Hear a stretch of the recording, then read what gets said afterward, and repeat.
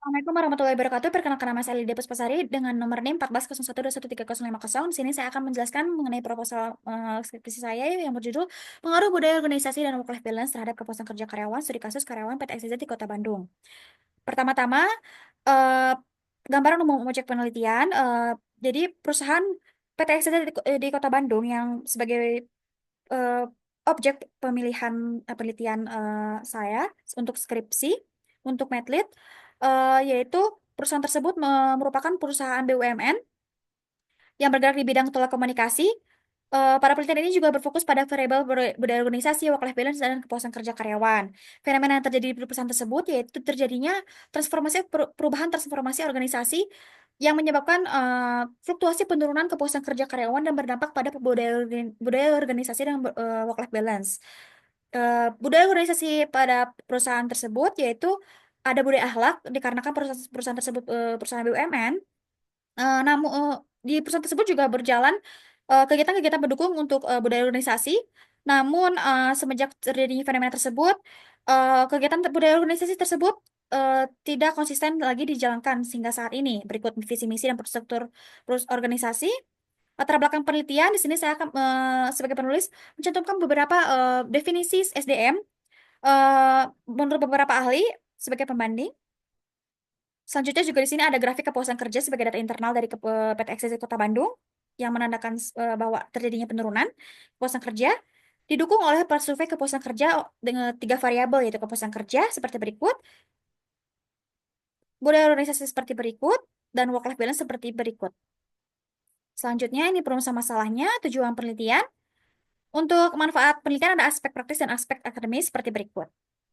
Sistematika penulisan tugas akhir juga seperti berikut. Bab 2 itu definisi MSDM menurut Kahler and Grundy dalam Tamsah dan Nurun pada tahun 2022 mengemukakan bahwa sumber daya manusia merupakan proses berkelanjutan yang dibuat dengan sengaja untuk menyediakan kumpulan karyawan yang sesuai bagi organisasi dan menempatkan mereka sesuai dengan lokasi dan peran yang dibutuhkan di organisasi. Di sini saya sebagai penulis mencantumkan beberapa definisi menurut para ahli untuk sebagai pembanding untuk definisi MSDM. Selain itu juga ini berikut fungsi manajemen SDM.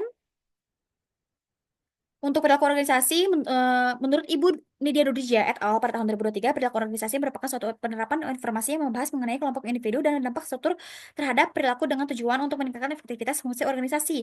Di sini saya sebagai penulis juga mencantumkan beberapa eh, definisi perilaku organisasi menurut para ahli sebagai pembanding. Lalu berikut tujuan perilaku organisasi, kepuasan kerja.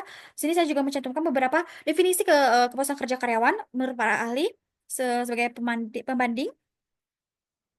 Berikut teori kepada kepuasan kerja karyawan, berikut dimensi dan indikator. Saya mencantumkan tiga dimensi menurut para ahli, yaitu menurut Robis and Judge pada tahun 2022, menurut Lutan dan Farlin, lalu menurut Widianti pada tahun 2019.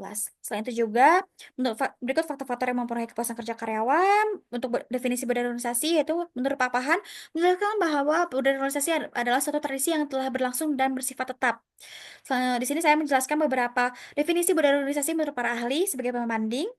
Selain itu juga ada teori budaya organisasi sebagai berikut.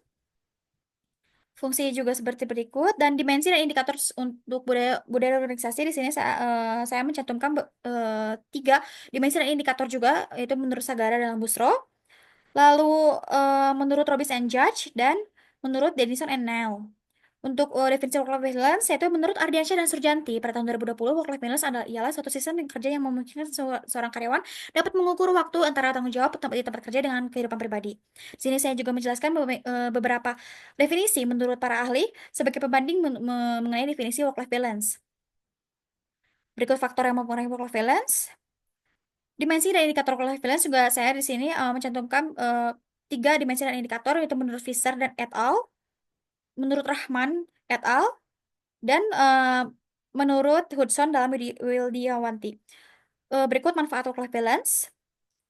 Hubungan antara budaya organisasi dan kepuasan kerja karyawan. Di sini saya sebagai penulis mencantumkan kurang lebih 7 hasil penelitian bahwa adanya pengaruh budaya organisasi terhadap kepuasan kerja karyawan atau budaya organisasi berpengaruh positif signifikan terhadap kepuasan kerja karyawan.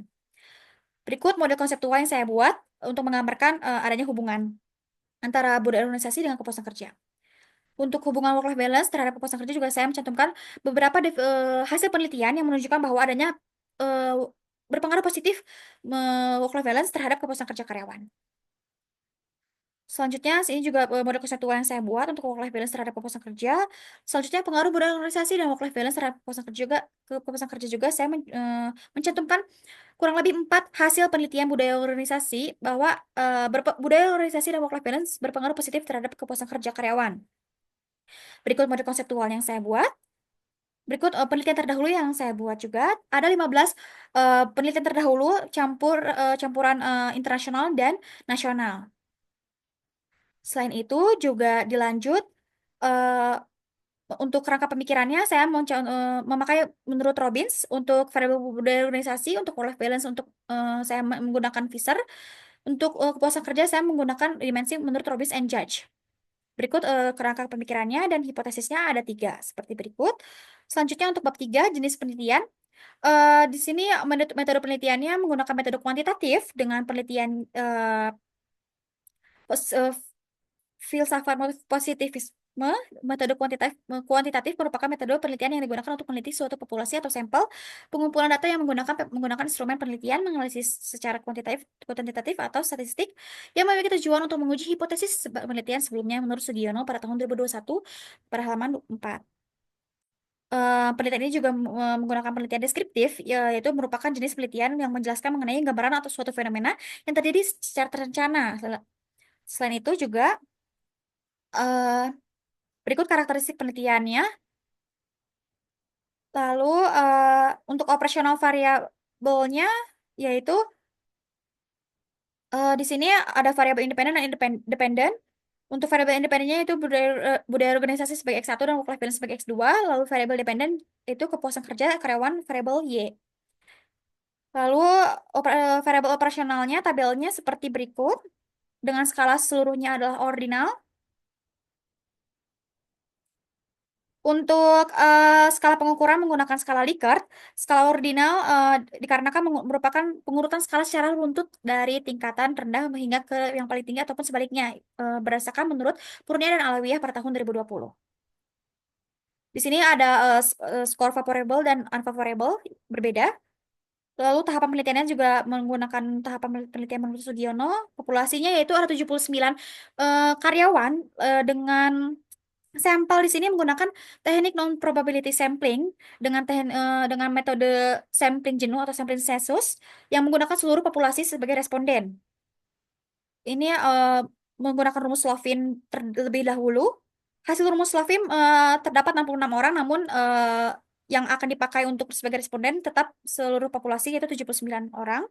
Pengumpulan datanya menggunakan bahwa penelitian menggunakan didapatkan data valid yang reliable dan objektif menurut Sugiono pada tahun 2021. Di sini juga sumber datanya dari data primer dan data sekunder. Data primer dari wawancara, kuesioner, dan observasi. Data sekunder merupakan data dari yang internal yang diperoleh dari PTXCC Kota Bandung. Berikut uji validitas dan reliabilitas seperti berikut. Teknik analisis datanya juga dijabarkan seperti berikut.